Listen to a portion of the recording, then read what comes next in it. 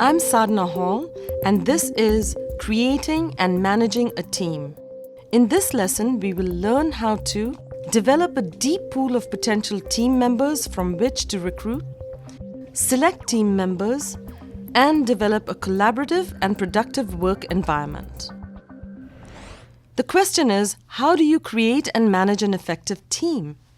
As a leader, you must have team members who are highly motivated and mission-driven.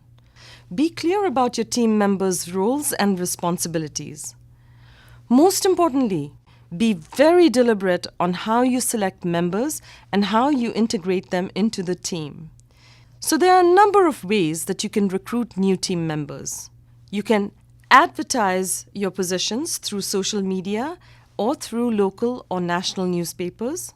Ask a person you trust whether they know someone who meets your criteria. You can reach out directly to someone who has impressed you. Explore relationships with educational institutions and offer opportunities for students. You can also contact former colleagues with whom you have worked well in the past. Now the hard part, selecting your team members. Use a detailed interview process that allows you to assess your potential team members' knowledge, attitude, skills, and competencies. Take your time. It's always better to spend time on selecting strong team members than making a hasty selection and then dealing with a poor choice. Involve existing team members as well as partners in the interview process.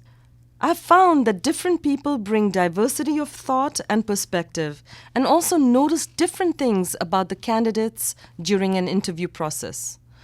By involving others in the hiring process, you are also taking the first steps in integrating them onto the team.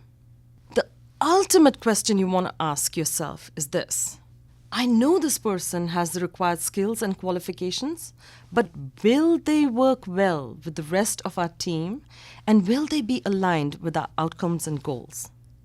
Finally, it's important to develop a collaborative and productive work environment for a high-functioning team. Here are some ideas. Establish clear individual and team performance goals, objectives, and work plans. High-functioning teams are a collection of individuals who know why they and the others are on the team. They expect your support them.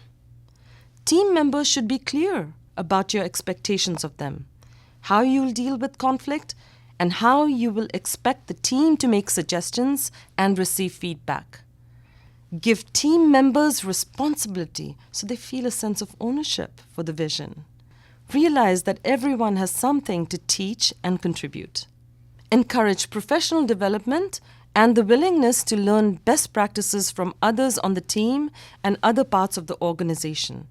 You will find that sharing information encourages empathy and strengthens your team's resilience. Lead by example to create a productive work environment.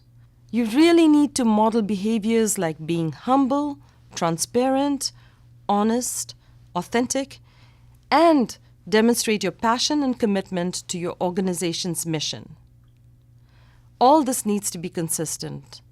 Get to know your team members. By getting to know them, you will better understand what motivates them.